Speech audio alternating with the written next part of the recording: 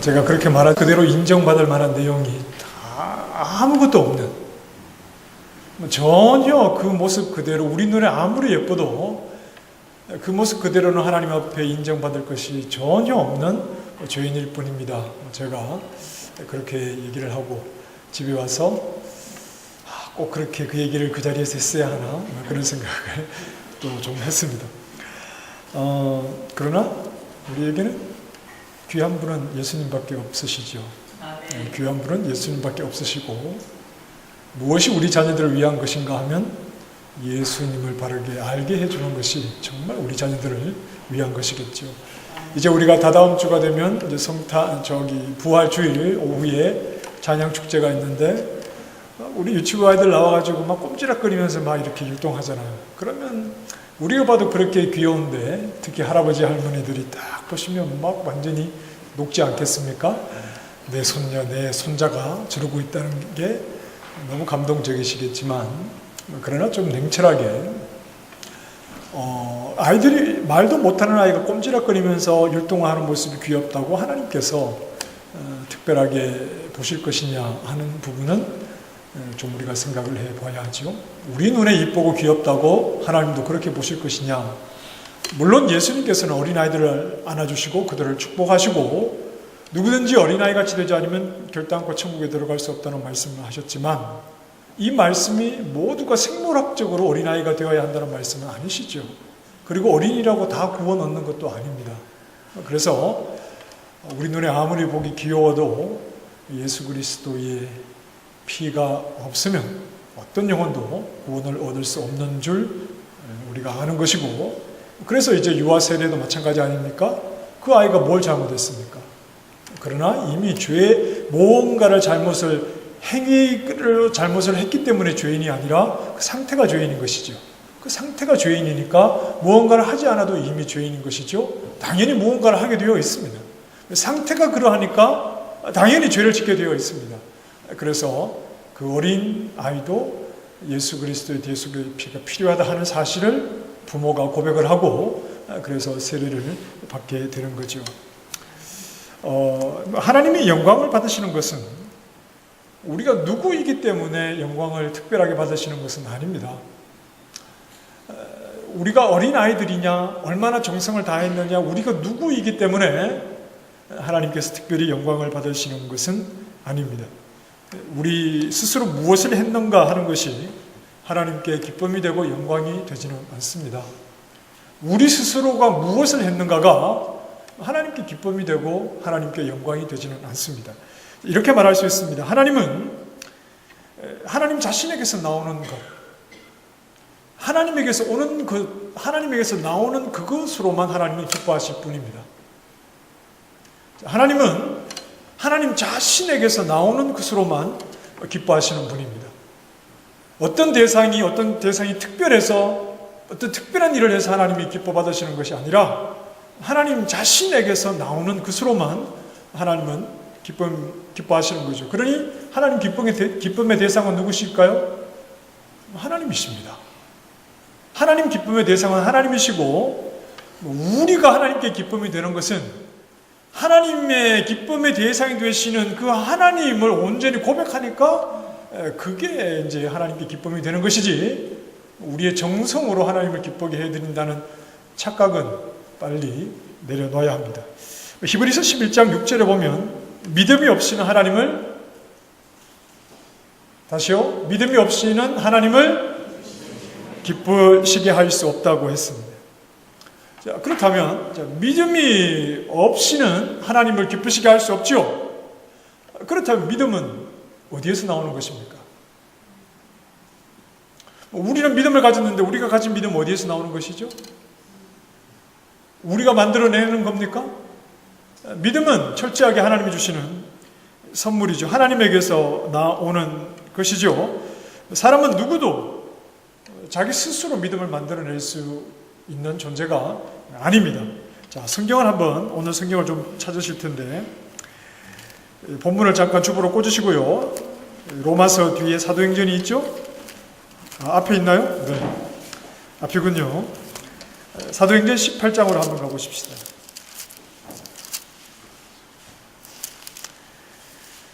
사도행전 18장 27절 말씀 같이 읽겠습니다. 시작. 아볼로가 아가야로 건너가고자 하므로 형제들이 그를 격려하며 제자들에게 편지를 써 영접하라 하였더니 그가 가매 은혜로 말미암아 믿은 자들에게 많은 은혜로 말미암아 믿은 자들 Those who by grace had believed 오직 하나님의 은혜로 말미암아 믿게 된 자들이 아볼로를 통해서 힘을 얻었다.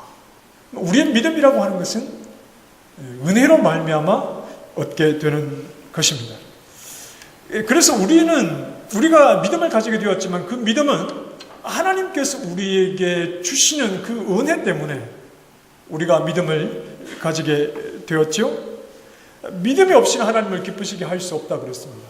하나님이 무엇을 기뻐하신다고요? 믿음으로 나오는 자들을 기뻐하시는데 그 믿음이라는 게 누구에게서 나온 겁니까? 하나님에게서 나온 것입니다. 그러니 하나님이 기뻐하시는 기쁨의 대상은 다 누구로부터 나와야 됩니까? 하나님으로부터 다 나오는 겁니다. 우리가 그냥 우상을 섬길 때처럼 지성이면 감천이라는 그런 비성경적인 사고방식을 가지고 우리가 열심히 노력하면 하나님이 기뻐하시겠지. 이건 복음 밖에서 하는 소리죠. 좀 심하게 이야기하면 복음을 모르기 때문에 그런 말을 하는 건데 하나님의 기쁨은 하나님 자신이십니다. 그래서 하나님으로부터 나오는 것이 하나님을 기쁘게 해드리는 것이지 하나님을 믿는 어떤 대상이 누구냐에 의해서 대상이 얼마나 노력을 하느냐가 하나님을 기쁘게 해드릴 수 없다 하는 사실을 알아야 하죠. 자, 성경을 한 번 더 보십시다. 다시 로마서로 가보십시다. 로마서 8장으로 가보십시다. 8절입니다. 로마서 8장 8절 말씀.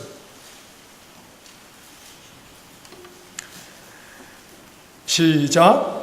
육신에 있는 자들은 하나님을 기쁘시게 할 수 없습니다. 육신에 있는 자들은 누구를 가리키는 거냐 하면 8장에 성령을 받지 않은 자들,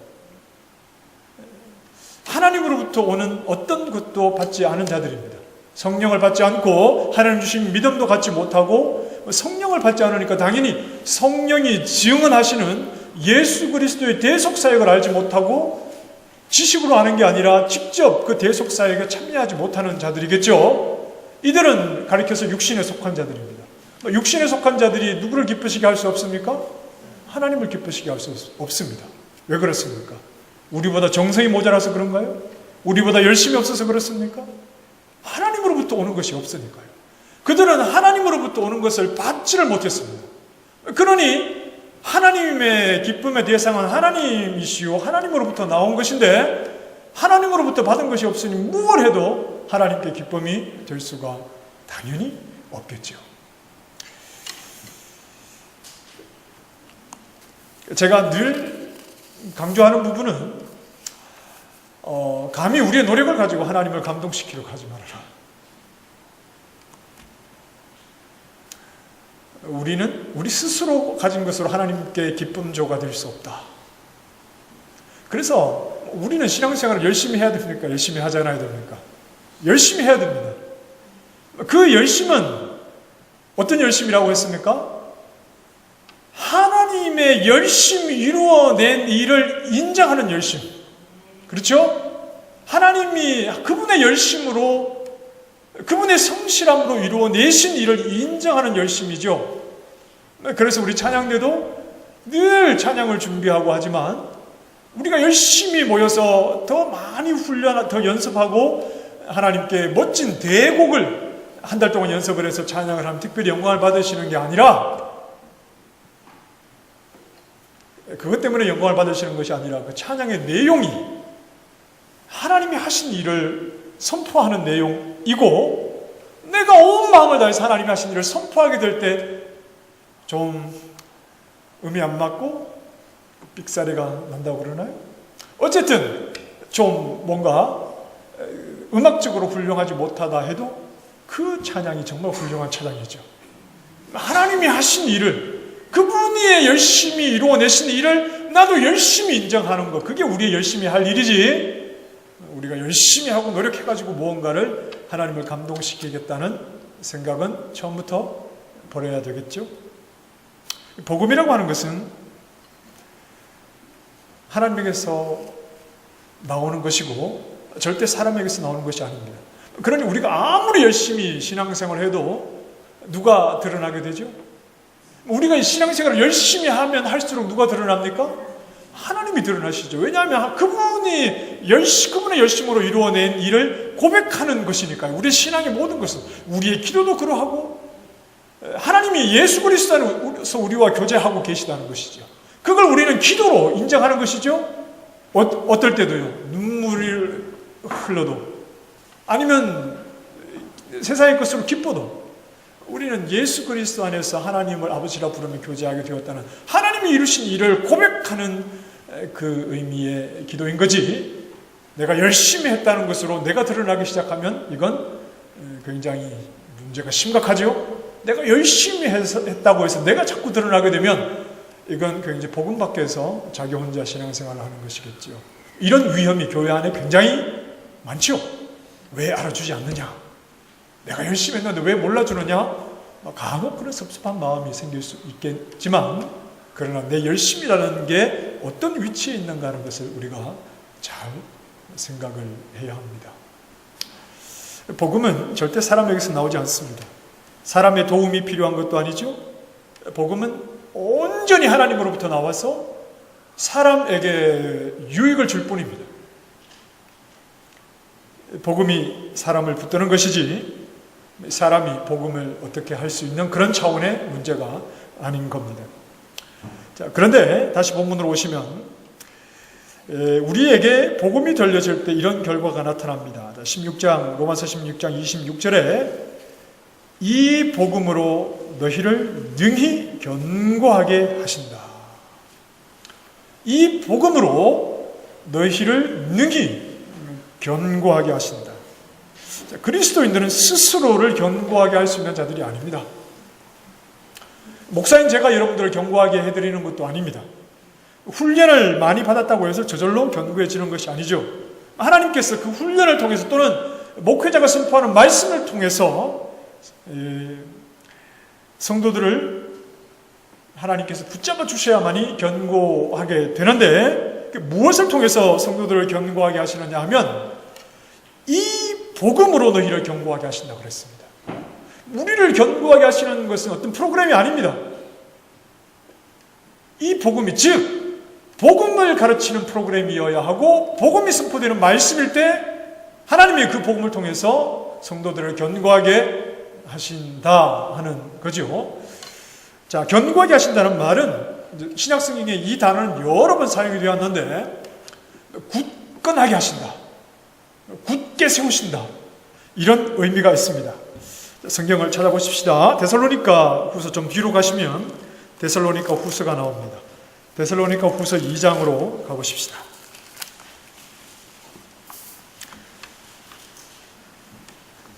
334쪽이죠. 데살로니가 후서 2장 16절과 17절을 읽어보십시다. 시작.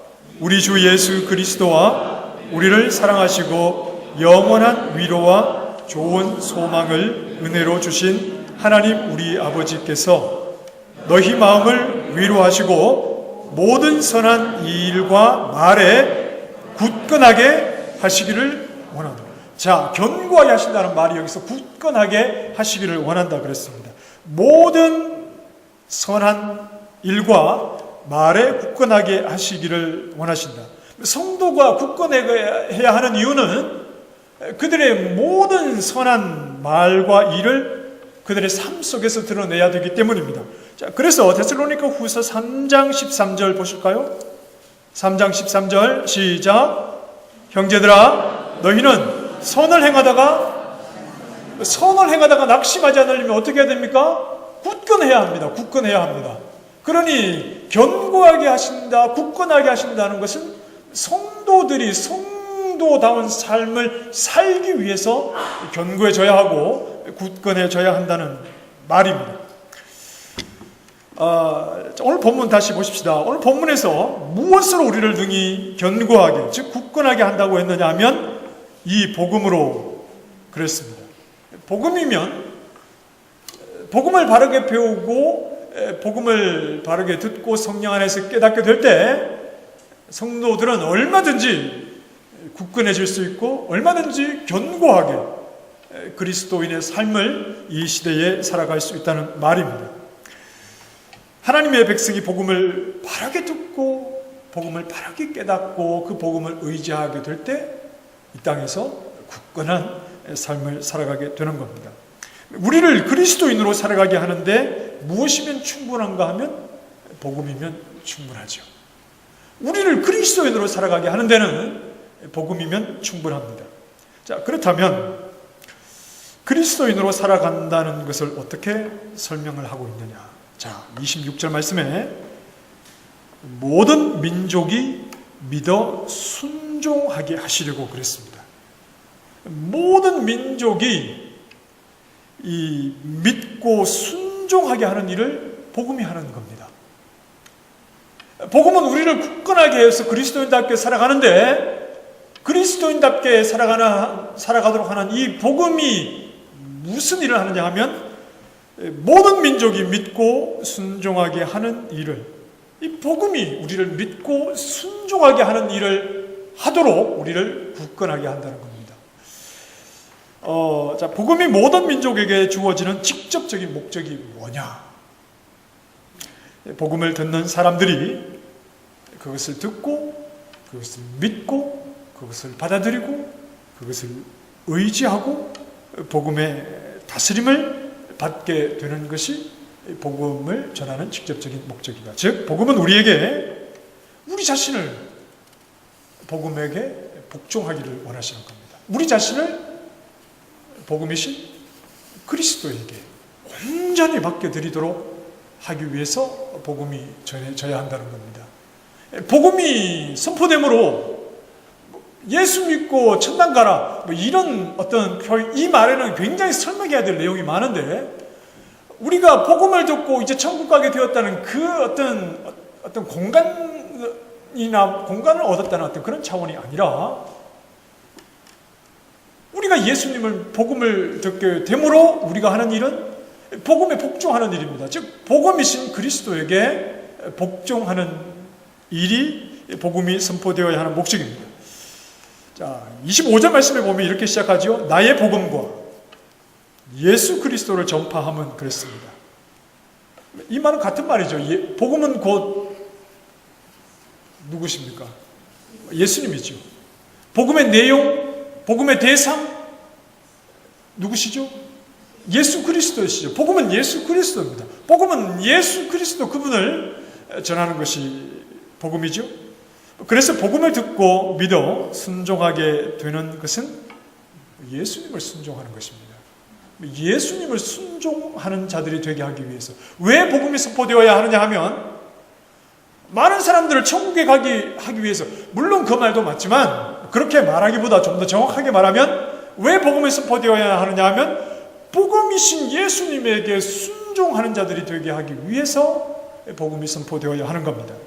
교회는 예수님을 믿는 사람들입니다. 예수님을 믿는다는 말을 간단하게 말하면 예수님에게 순종하는 자들입니다. 우리는 예수님을 믿는 자들입니다. 예수님을 믿는 자들은 누구냐 하면 예수님께 순종하는 자들입니다. 우리는 예수님을 순종하지 않으면 결코 하나님으로부터 하나님에게 갈 수가 없죠. 절대 하나님 우리를 받지 않으십니다. 예수 그리스도에게 순종하지 않는 자들은 절대 하나님이 받아주시지 않죠. 예수님 밖에서는 결코 하나님께 받아들여지는 길이 없습니다. 자, 성경을 한 번 더 보십시다. 히브리서 말씀으로 한번 가보십시다. 더 뒤로 가시면 히브리서 5장으로 가보십시다.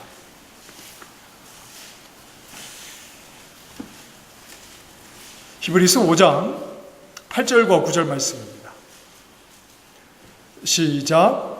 그가 아들이시면서도 받으신 고난으로 순종함을 배워서 온전하게 되셨은즉 자기에게 순종하는 모든 자에게 영원한 구원의 근원이 되신다고 그랬습니다.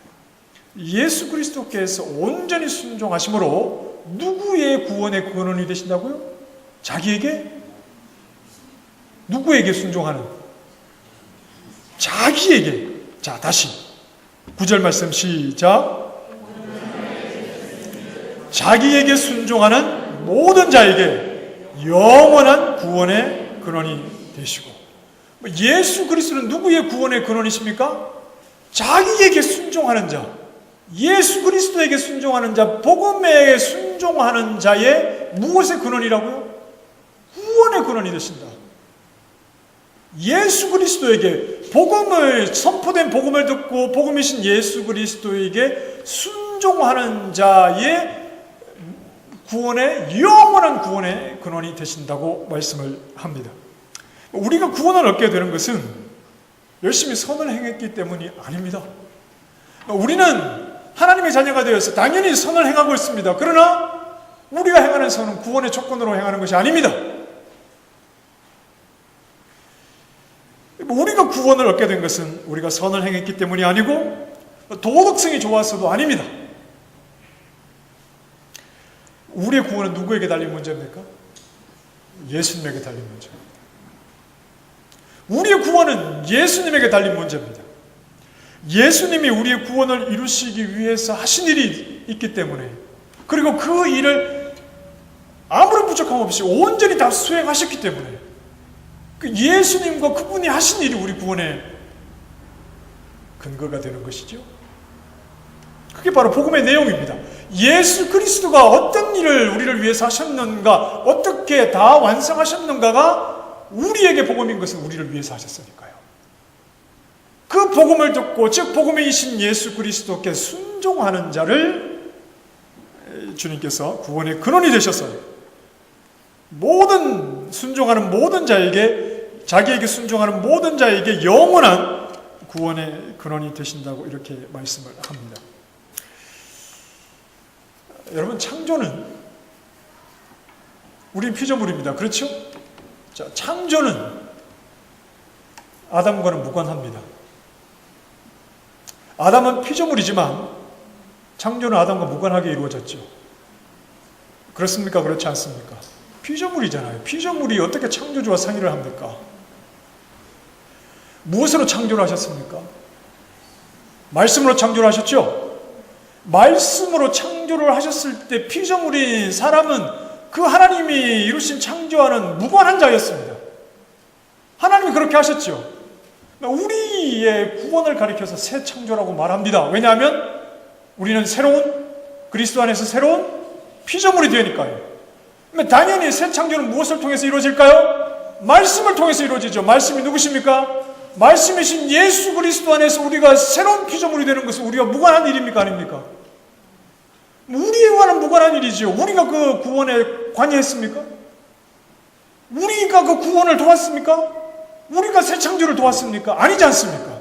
창조가 전적으로 하나님 그분의 능력과 그분의 지혜와 그분의 말씀으로 이루어진 것처럼 새로운 창조, 새로운 피조물이 된 우리의 구원도 우리의 힘과 우리의 노력과 우리의 정성과 우리의 선과는 관계없이 말씀이신 예수 그리스도 안에서 하나님이 이루신 일입니다.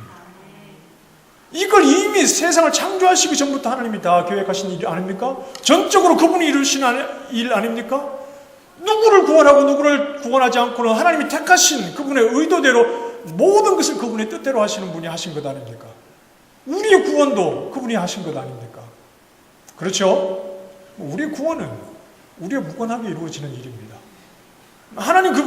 하나님께서 예수 그리스도 안에서 이루신 일이 우리에게 구원이 되고 우리가 예수 그리스도 안에서 새로운 피조물이 될 뿐입니다. 같은 비행기를 계속 타면 마일리지가 쌓이죠. 마일리지가 자꾸 쌓이면 공짜 티켓도 하나 나오고 또 이렇게 만날 이코노미만 비좁게 타고 다니다가 막 비즈니스인가요? 네, 제가 한 번도 타본 적이 없어요. 막 그렇게 업그레이드 됩니다.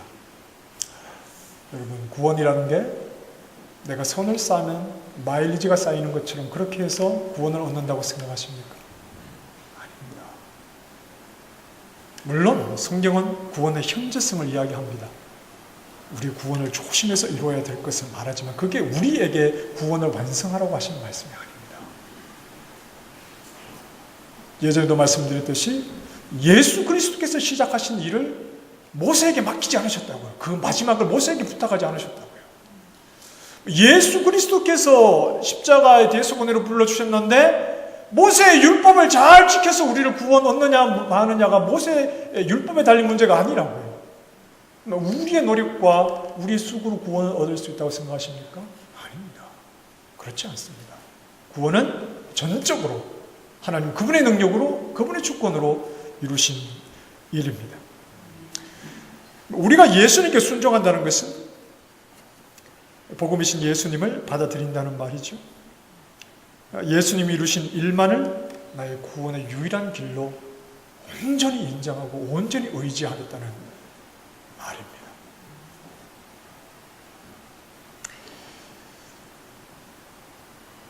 데살로니가 후서 1장 8절에 이렇게 말씀합니다.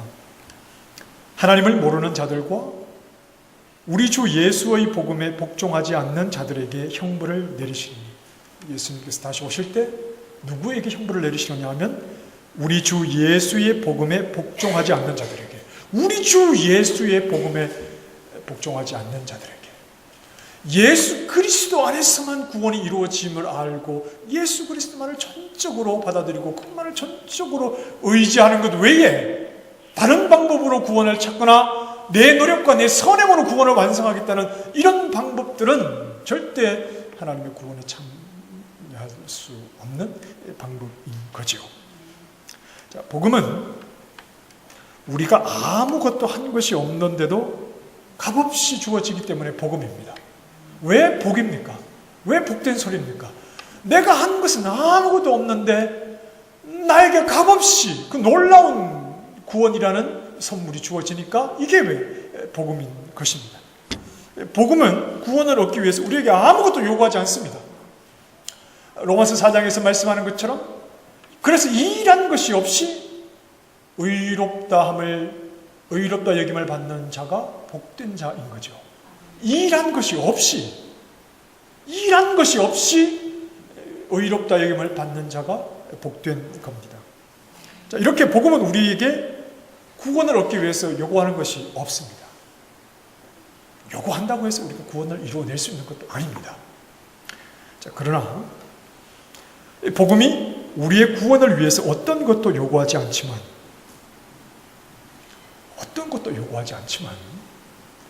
구원을 얻은 자들은 예수 그리스도의 복음을 전부로 여깁니다. 구원을 위해서 우리에게 요구하는 것은 없지만 그러나 예수 그리스도의 대속의 은혜로 구원을 얻은 자들은 오직 예수 그리스도만을 전부로 여기는 자들입니다. 오직 예수님에게만 복종하는 자들이죠. 복음이신 예수님만을 사랑합니다. 복음이신 예수님 그분만을 사랑합니다. 예수님을 사랑하는데 주의 자리에 가는 것이 하나도 즐겁지가 않죠. 내 온 마음으로 예수님을 사랑하는데 어떻게 사기를 치고 악을 행합니까? 내 마음이 예수님을 사랑하는데 어떻게 주님이 원치 않는 저 어둠의 길로 나아갈 수 있죠? 복음이신 예수님만을 자랑하는 자들입니다. 내 안에 예수님을 믿는 사람들은 내 안에 자랑할 게 하나도 없어요. 여러분 자랑할 것이 있으시던가요? 저는 자랑할 게 하나도 없어요. 저를 자랑하고 싶지도 않고 자랑할 것도 하나도 없고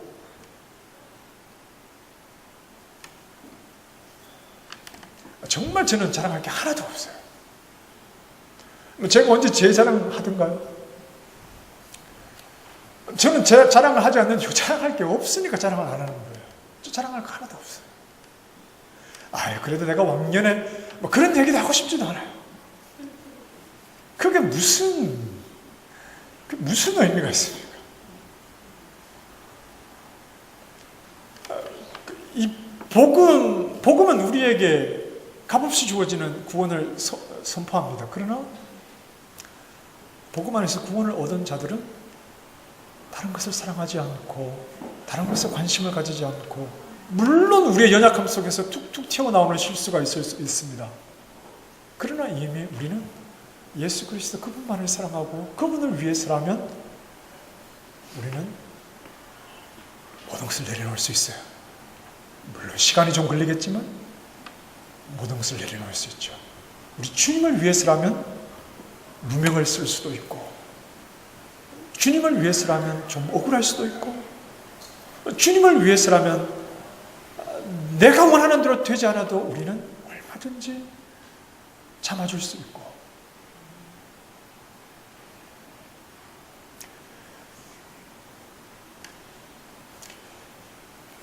그래서 성화라고 하는 것은 쌓아가는 것이 아니라 버리는 과정입니다.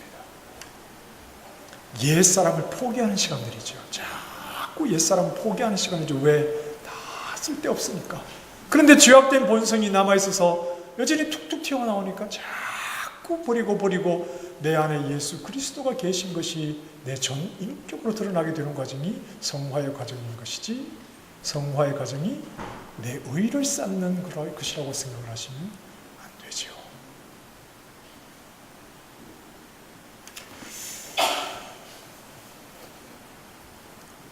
우리가 옛사람과 어둠에 속했던 것을 버리지만 그렇다고 자신이 행한 것을 절대 구원의 근거로 제시하지 않습니다. 우리는 이미 구원을 얻은 자들이고 구원하신 그리스도 복음만을 순종하는 자들이기 때문에 그렇습니다. 예수님은 모든 자기에게 순종하는 자의 영원한 구원의 근거가 되시죠. 죄가 없어야 구원을 얻죠. 그 죄는 뭡니까? 불순종 아닙니까? 그러나 예수님은 온전히 순종을 하셨잖아요. 그러니 예수님이 이루신 그 순종으로 우리가, 예수님이 이루신 순종은 우리의 순종으로, 예수님의 의와 거룩을 우리의 의와 거룩으로 값없이 주시기에 우리는 예수님을 온전히 순종함으로, 복음을 순종함으로 우리 구원의 근원이 되시는 예수님을 인해서 구원을 얻게 되는 것이고, 우리는 값없이 구원을 얻었기 때문에 우리의 모든 것을 다 버리고 오직 주님만을 자랑하고 주님만을 의지하고 주님만을 사랑하는 것입니다.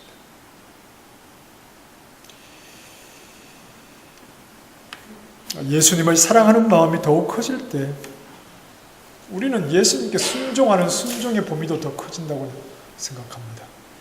예수님을 사랑하는 마음이 더욱 커질 때